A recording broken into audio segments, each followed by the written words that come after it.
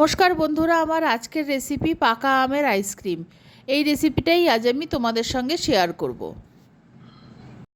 আমের আইসক্রিমের জন্য আমি 3টে আমের আটিটা বাদ দিয়ে আমের শাঁসটা কেটে নিয়েছি। আর নিয়েছি 1 মুঠি চিনেবাদাম আর 1 মুঠি কাজু বাদাম। কাজু বাদাম আর চিনেবাদামটা মিক্সিং জারে নিয়ে দানা দানা করে গুঁড়ো করে নিচ্ছি। বাদামের গুঁড়োটা কেমন হয়েছে তোমাদের দেখিয়ে দিচ্ছি। এখন একটা বাটিতে ঢেলে রাখছি। একটু বড় মিক্সিং জারে আমের টুকরোগুলো নিয়ে নিচ্ছি, নিয়ে ভালো করে পেস্ট করে নেবো। আর এখানে কোনো জল বা দুধ ব্যবহার করব না। আমটাও পেস্ট হয়ে গেছে। একটা বাটিতে অল্প জল নিয়েছি, তাতে 2 চামচ কর্নফ্লাওয়ার গুলে নিচ্ছি। আমি এই আইসক্রিমটা সম্পূর্ণ ঘরোয়া পদ্ধতিতে তৈরি করছি। এখানে আমি কোনো কনডেন্স মিল্ক বা ফ্রেশ ক্রিম ব্যবহার করছি না, আমি কর্নফ্লাওয়ার দিয়েই তৈরি করে নেব। আমি একটা কড়াইতে দুধ বসিয়ে দিয়েছি, 1/2 লিটার দুধ নিয়েছি। দুধটা যখন উষ্ণ গরম হয়ে আসবে তখন আমি এখানে গুড় দিয়ে দিচ্ছি। আমি এখানে 3 চামচ গুড় ব্যবহার করব। মিষ্টিটা তোমরা তোমাদের পছন্দ মতো দেবে, আর তোমরা চাইলে চিনিও ব্যবহার করতে পারো। গরমে গুড়টা শরীর ঠান্ডা রাখতে সাহায্য করে, তাই আমি চিনির বদলে গুড় ব্যবহার করছি। দুধটা উষ্ণ গরম রয়েছে, এখন আমি এখানে 4 চামচ পাউডার মিল্ক ব্যবহার করে নিলাম। আমি যেহেতু কনডেন্স মিল্ক ব্যবহার করিনি, তাই পাউডার মিল্ক দিলাম। কাজু বাদাম আর চিনেবাদাম গুঁড়োটাও দিয়ে দিলাম। বাটিতে গুলে রাখা কর্নফ্লাওয়ারটাও দুধের মধ্যে দিয়ে দিলাম। আর সব উপকরণ আমি উষ্ণ গরম দুধের মধ্যে মেশাবো বলে আমি গ্যাসের ফ্লেমটা লোতে রেখেছিলাম। এবার আমি গ্যাসের ফ্লেমটা মিডিয়ামে করে দিলাম, একদম বাড়িয়ে দিইনি, মিডিয়ামে রেখেছি। রেখে আমি খুন্তি দিয়ে নাড়তে শুরু করলাম। যতক্ষণ না পর্যন্ত দুধটা ঘন হচ্ছে আমাকে অনবরত নাড়তে থাকতে হবে। নাড়া বন্ধ করা যাবে না, নাড়া বন্ধ করলে দুধটা নিচ থেকে পুড়ে যেতে পারে, তাহলে আইসক্রিমটা খেতে বাজে হয়ে যাবে, একদমই ভালো লাগবে না। আমি এরকমভাবে আস্তে আস্তে নাড়তে থাকবো যতক্ষণ না দুধটা ফুটে উঠছে আর ঘন হচ্ছে। বেশ কিছুক্ষণ নাড়তে নাড়তে দুধটা ভালোভাবে ঘন হয়ে গেছে। আর কতটা ঘন হয়ে গেছে আমি তোমাদের একবার দেখাচ্ছি।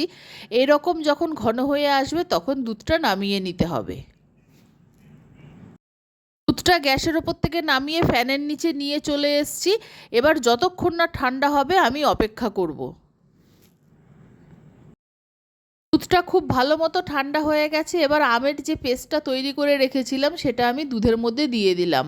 সবটা পেস্টই আমি দুধের মধ্যে দিয়ে দেবো। দিয়ে ভালো মতো নেড়ে আমি দুধের সঙ্গে মিশিয়ে দেব। আর দুধ গরম থাকতে কখনোই আমের পেস্ট দেওয়া যাবে না, তাহলে দুধটা কেটে যাবে। দুধটা খুব ভালো মতো ঠান্ডা হওয়ার পরেই দিতে হবে।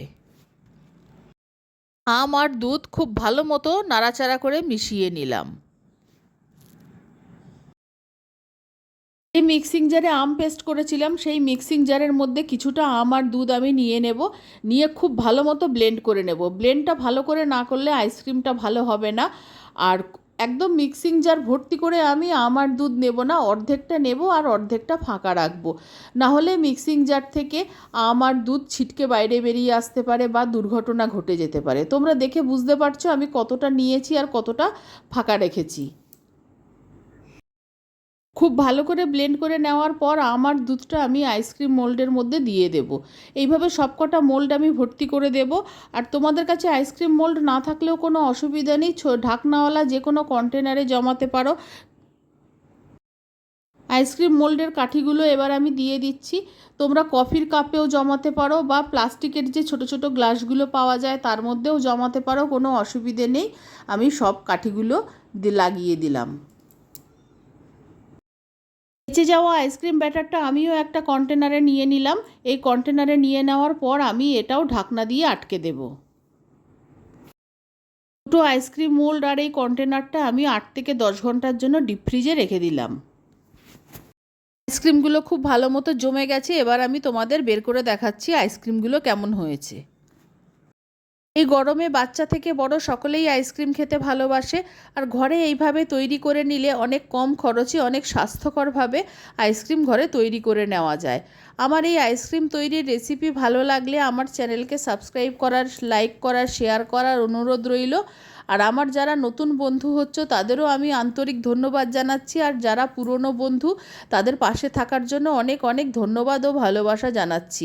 সকলকে অনেক অনেক ধন্যবাদ ও ভালোবাসা জানিয়ে আমি আমার ভিডিও শেষ করছি।